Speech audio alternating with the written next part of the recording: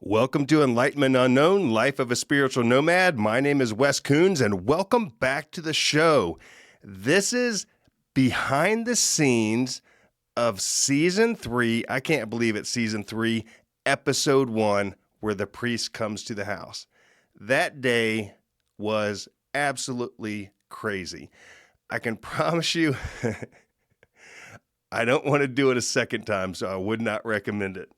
As you can tell, I don't have the intro and outro worked out yet, but you know what? I'm going to get to it when I get to it. I'm excited to be here, and thank you so much for listening to the show. I am starting to line up some really cool guests for you guys that's going to be on the show here. I don't know, in the next few weeks or so.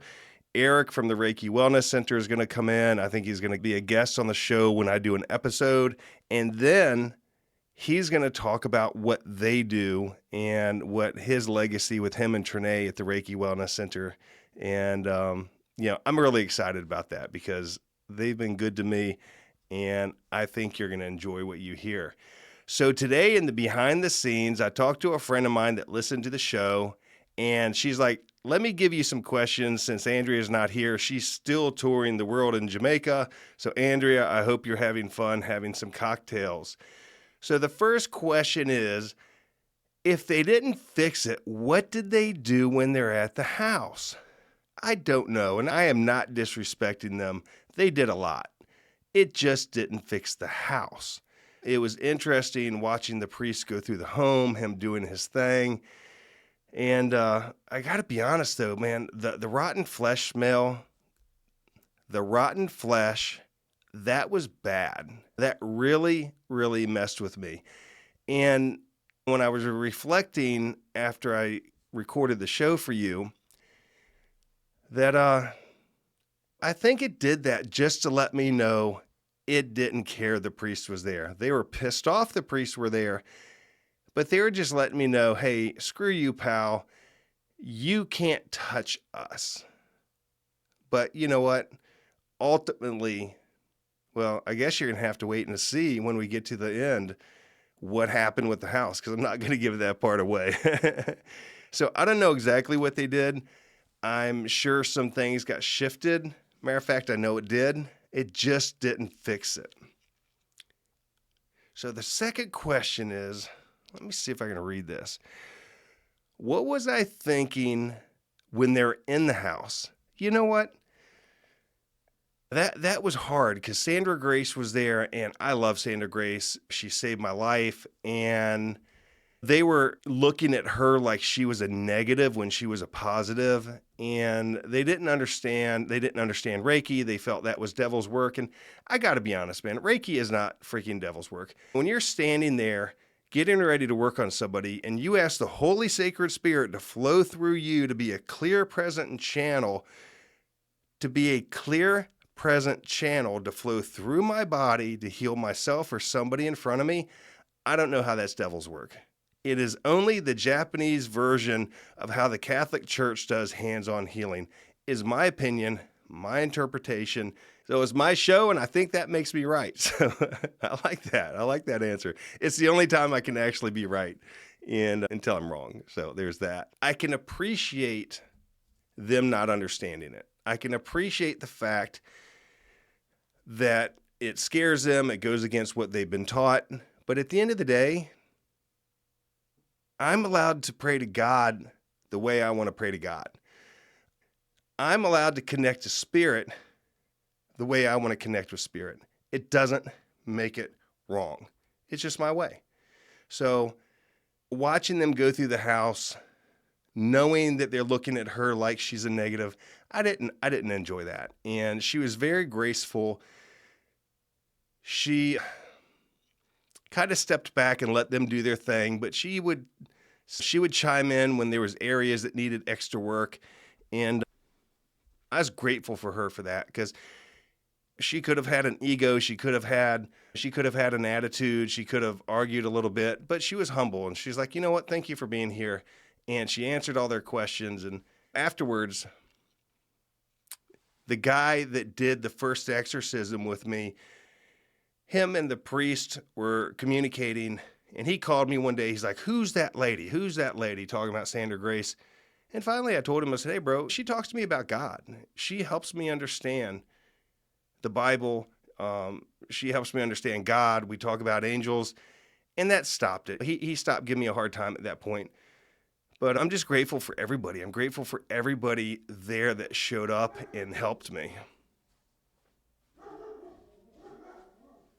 So if you hear that barking in the background, that is Abigail barking at the ugly dog walking down the street because she predetermined all the dogs that walk down the street are ugly and she's going to bark at them. So sorry about that. I'm not going to re-record or edit that out so she could be part of the show too. Question number 3.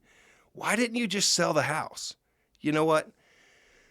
I was not going to walk away from that home and leave it for somebody else to have to worry about. I mean, if you bought that house with your children, how could I, with a good conscience, sell you that house knowing how bad it was?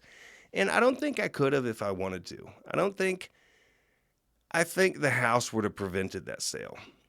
When we did ultimately sell the house, it was interesting. There was people that would come in there and they said, we love it, but we just can't live here. Just something feels off, even though it was available for sale. So the easy answer on that is I kept the home because it was my journey, and luckily I could afford to pay that mortgage, live somewhere else, and I needed to protect whoever was going to move in there. And I just kept the house. So that's what I did. Next question. Why the pool? You brought it up several times that the pool was an issue, and I don't know the 100% accurate answer, but we believe, and I think we talked about that in one of the episodes, there was a makeshift grave there, and when we moved the swimming pool, it disturbed something. I don't understand how that works. I don't understand why it would do that. However, I believe that's the true answer. And I remember jumping in that pool when everything was going on, and I would swim with my arm out of the water. If I went under the water, I was scared that maybe somehow it would put a force field or something over the top of the water, and I would drown. And God, that place was beautiful. The swimming pool was this kidney-shaped swimming pool. It was one of them hard plastic pools and had these 1,000 square foot of pavers around it, and this waterfall, and the trees all around the property. It was just beautiful. I loved that house, man. But I just couldn't stay there anymore. And so from what I understand, there was no excavation done. We didn't go in there and try to figure out what the grave was or anything like that. We just left it alone and kind of moved on. Next question. What is this one? Oh, this is a good one. So why didn't I bring Kennedy? You know what? Kennedy was with me all the time. But I was not going to subject her to what possibly could happen in that house. I didn't know what was going to happen. I didn't know what was going to happen with the priest there. I sure as hell was not expecting to get hit in the chest and thrown upwards 1.5 feet, 2 feet off the ground backwards at a 45-degree angle, hitting the back of the wall like that. I mean, there's no physical way I could have jumped that way. Plus, the one guy was watching me, so it was pretty legit. And just everything in that house was a giant what the fuck, man. What is next? What's going to happen next? And I got interviewed on a show a while back. We talked about the lion's roar. And he's like, man, that's a pretty crazy story. I'm like, bro, that's like day number 1. We haven't even got into the story yet. And I remember how shocked he was when after the interview was over, we were talking about it. He's like, you're kidding me. I said, no. I said, man, that was like day 1 of a couple hundred incidences that were just crazy as can be. So I don't know. It was, she was happy to stay home in the air conditioning. She was happy to stay sleeping in the king-size bed. She wasn't happy that I left her, but at the end of the day, I was going to protect my dog. And she was already showing signs of wear and tear from the demons messing with me and messing with her. And so she got to stay home that day. This is my favorite question. Why didn't you burn it to the ground?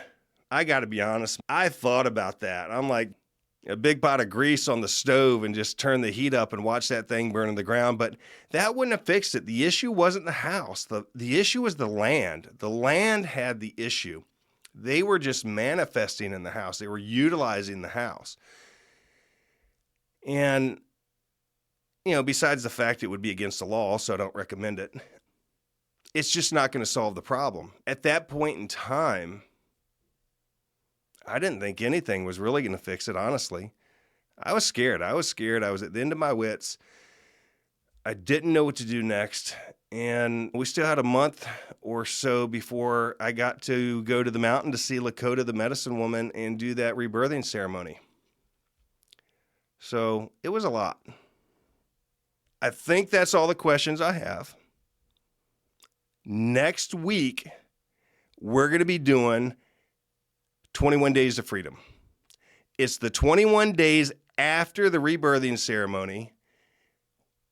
And if you remember, that is the 21 days I had to wait to see if it worked. Thank you for listening to the show. We'll see you real soon. Find us on Instagram at VB Healer. And thanks for listening to Enlightenment Unknown, Life of a Spiritual Nomad. Have a great week.